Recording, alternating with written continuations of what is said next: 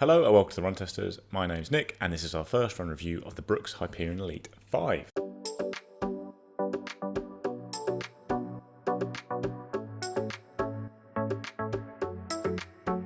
So the Brooks Hyperion Elite 5 is the successor to the Hyperion Elite 4 and Hyperion Elite 4 PB.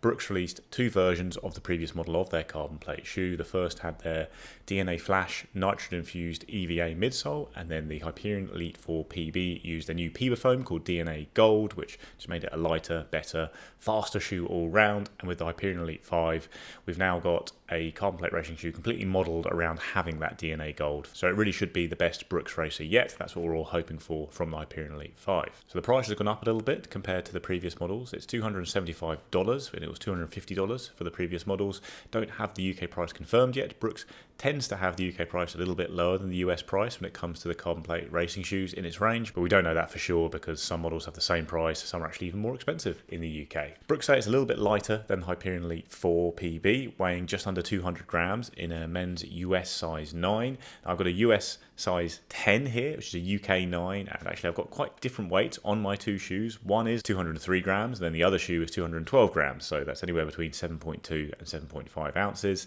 Either way, certainly a very lightweight shoe, not as light as the very lightest shoes on the market, things like the Puma Fast R3 and the Asics Metaspeed series, but yeah, still a very lightweight shoe as you'd expect for a racer. You've still got a drop of 8mm and a stack height of 40mm at the heel, 32 at the forefoot. You've got a very lightweight upper on the shoe, which is made from a new material. It's a flat knit TPU coated yarn. You can see it's really open at the front of the shoe there, that you can actually get a lot of breathability from that. There's a tiny bit of padding on the tongue and then a strip of padding around the back of the shoe, and there's no real kind of heel counter at the back there to provide structure. It's a very lightweight racing upper. I think the only real problem I have with it is that Brooks hasn't really made it clear who made this shoe. I mean, they haven't really put the brand name anywhere on there, I don't think. Then you've got a DNA Gold midsole, which is, like I say, a Peba-based foam. It's a full DNA Gold midsole with a Aris Speed Vault Plus plate running through it. One of the special things Brooks say about the carbon plate in their shoes is that it's optimized for each size in the range. It's not just shrunk or made larger to suit the different sizes.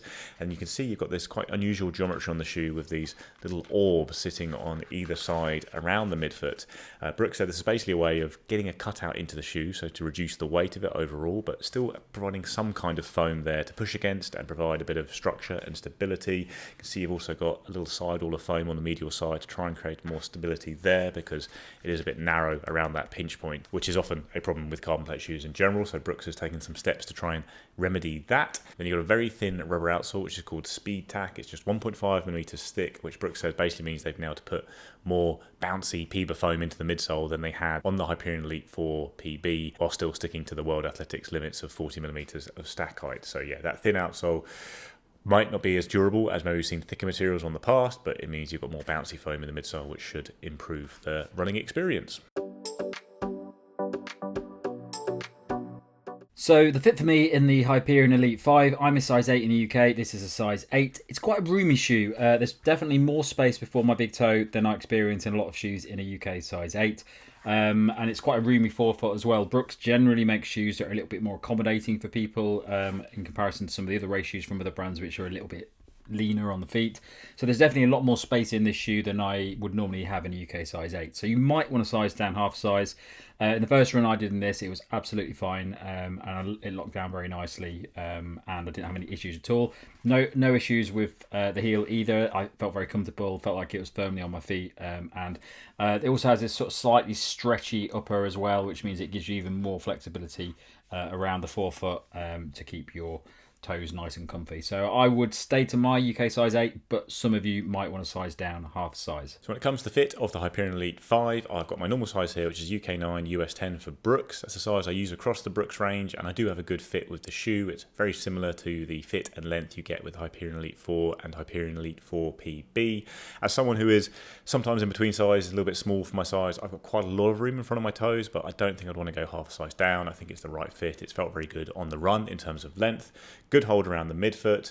I don't love the big, thick, padded band you have at the back of the shoe. I think it's even thicker than the one on the previous model. Like, I always find that band of foam that some brands like to do is positioned in a way that can sometimes just rub my Achilles and annoy it. Like, I didn't have any problems on the first run in the shoe, but yeah, It's okay. It's comfortable, I guess. It probably helps cradle the foot a little bit, but I think if you're someone like me who's got a bit of sensitivity around the Achilles to padding and structure around the back of the shoe, it might be something to look out for. But yeah, I think it's going to be okay. I'm just not a huge fan of that design on shoes in general. Like the Vaporfly always had it as well, and it annoyed me on that shoe. But overall, the fit's pretty good, and I would stick to your normal size.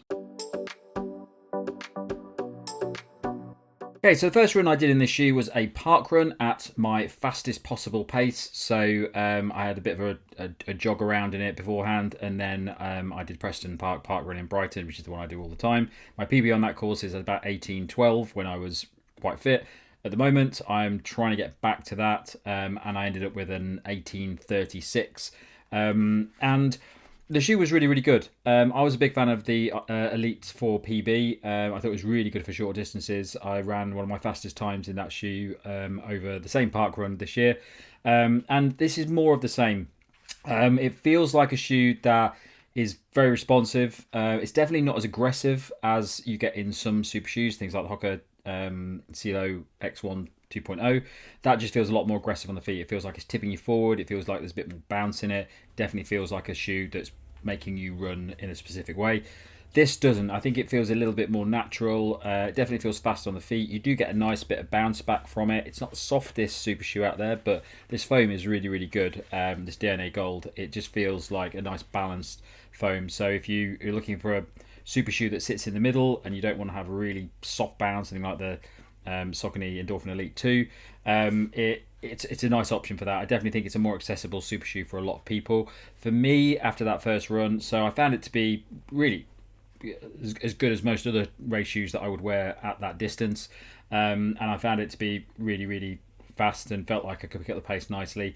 Only thing I would say is that in the latter kilometres of that run, I did notice that, like the Hyperion Elite 4 PB, it doesn't that you don't get that bounce factor later on in the race, and I would like a bit more of that. That's why I like the CeeLo X1 2.0, but it's not much in it over that distance. I think I'll do some longer distance sessions in this, but I think it's definitely a shoe for me that probably sits in that 5k to 10k mark, because I do like a bit more bounce and a bit more aggressiveness in my carbon plate race shoes. But for 5k, it feels absolutely great. I definitely think this would be a good shoe for the 5k and 10k distance for most people. Half marathon, absolutely fine. I probably wouldn't go for a marathon in this based on my experience of it over that shorter 5k race, but that might change over my testing. But more of the same what I experienced in the Elite 4 PB. I think it's a really good shoe. I think it's solid. I think a lot of people really, really like it, and I think it's very accessible as well. And the outsole, one thing I always do with all of my race shoes, or most of them, is that I rip the bottoms off of the outsole. I've done it with pretty much every race shoe that's been released over the past couple of years, and I normally just take off this back bit of rubber. The outsole on this is fantastic, and I always find it is with the Brooks shoes, race shoes, and yeah, no signs of me pulling off any of that rubber on the back as well. So really impressive after that first run. I think it's a really solid carbon plate shoe, but probably for me skews a little bit more to the short distance, just because it lacks that aggressiveness and the bounce that I like from my race shoes. Good morning, I'm out and about for my first run in the Hyperion Elite 5. I've got a fartlek session today, or pretty structured fartlek, I guess. It's 10 times 2 minutes on, 1 minute off, pretty relaxed, just run hard, see what pace comes out, try and run pretty consistently across the reps.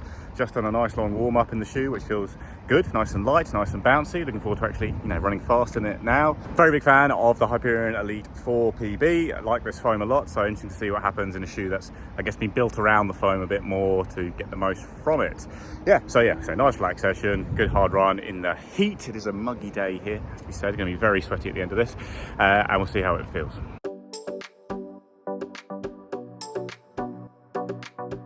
So all done now, nice session that.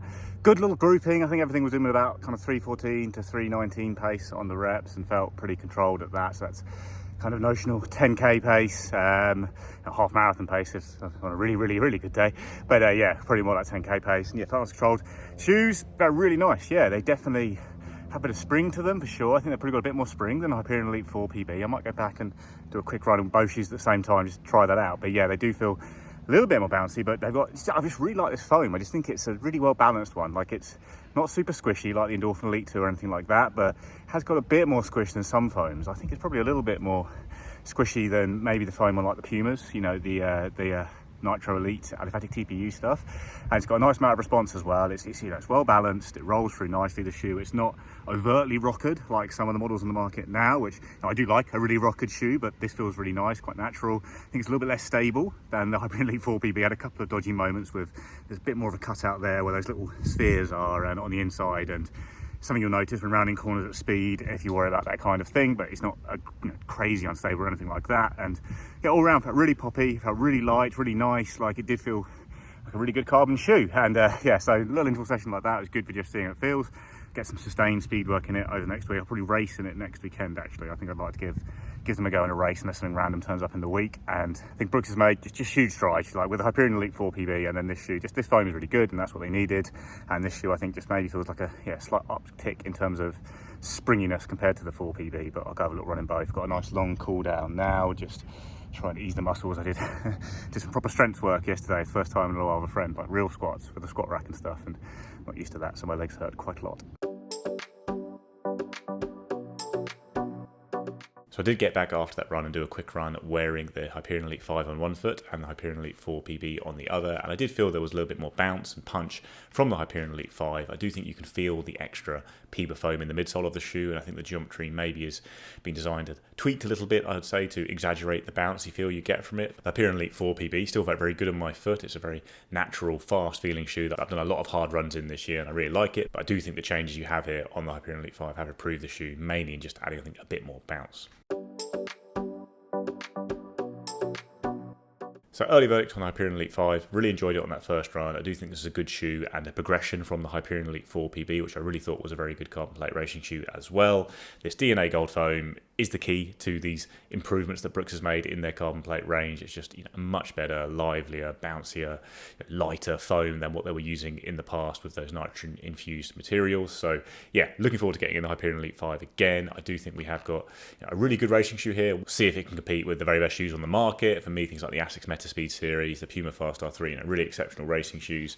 But I really enjoyed the first run in it. I'm going to get in a race in it next weekend, I think. But certainly enjoyed my first run in the Hyperion Elite 5. I do think Brooks has got a really good shoe on its hands here. So my early verdict on this shoe, I really like it. I think it's a slight difference, a slight progression from the Elite 4 PB. I think it does a similar thing. I think it's a more natural, accessible carbon plate shoe. I don't think it's really aggressive. I don't think it's massively noticeable on the feet. It doesn't feel like there's a pronounced rocker or bounce, or the carbon plate is doing loads, but it feels very fast, very responsive, very comfortable to wear, and definitely a race shoe that I'm going to be using more for those short distance, 5 to 10k.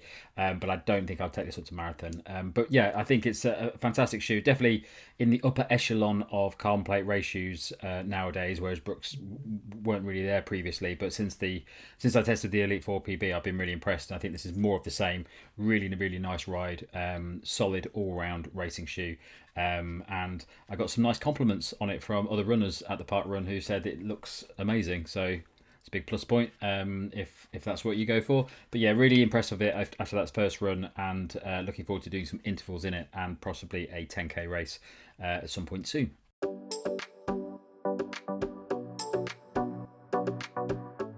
That's our first look at the Brooks Hyperion Elite 5. Let us know what you think in the comments below. Please like and subscribe, ring the little bell, and we'll see you next time.